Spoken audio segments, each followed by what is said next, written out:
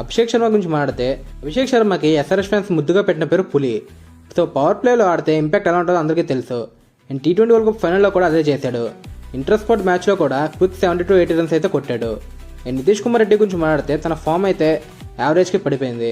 And trolls కూడా తన మీద చాలా ఎక్కువైపోయాయి. ఇప్పుడు తను మళ్ళీ ప్రూవ్ చేసుకునే టైం అయితే వచ్చింది. అండ్ హర్ష్ డూబే అయితే last season both bat and బాల్తో మంచి పర్ఫార్మెన్స్ ఇచ్చాడు. సో ఫస్ట్ మ్యాచ్ నుంచి ప్లేయింగ్ లెవెల్లో ఉండే ఛాన్సెస్ అయితే ఎక్కువగానే ఉన్నాయి.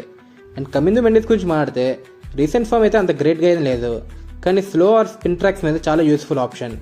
అండ్ బ్రెండన్ కార్స్ అయితే యాషెస్లో బౌలింగ్తో అయితే ఇంప్రెస్ చేశాడు. అండ్ లోవర్ ఆర్డర్లో హిట్టింగ్ కూడా చేయగలడు. అండ్ జిషన్ అన్సారీ గురించి మాట్లాడితే డొమెస్టిక్ ఫామ్ చాలా బాగుంది. లెగ్ స్పిన్నర్ కాబట్టి అటాక్ చేస్తారు బ్యాట్స్మెన్. సో ప్లేయింగ్ లెవెల్లో ఆడతాడో లేదన్న సస్పెన్స్ అయితే అలాగే ఉంటుంది. లివింగ్స్టన్ గురించి మాట్లాడితే ఎస్ఆర్ఎస్ బ్యాటింగ్ ఇంకా వాల్యూ అండ్ డెప్త్ యాడ్ చేస్తాడు. అండ్ లోవర్ ఆర్డర్లో మంచి పవర్ హిట్టింగ్ కూడా చేస్తాడు. And leg spin and of spin రెండు కూడా బౌలింగ్ చేయగలడు.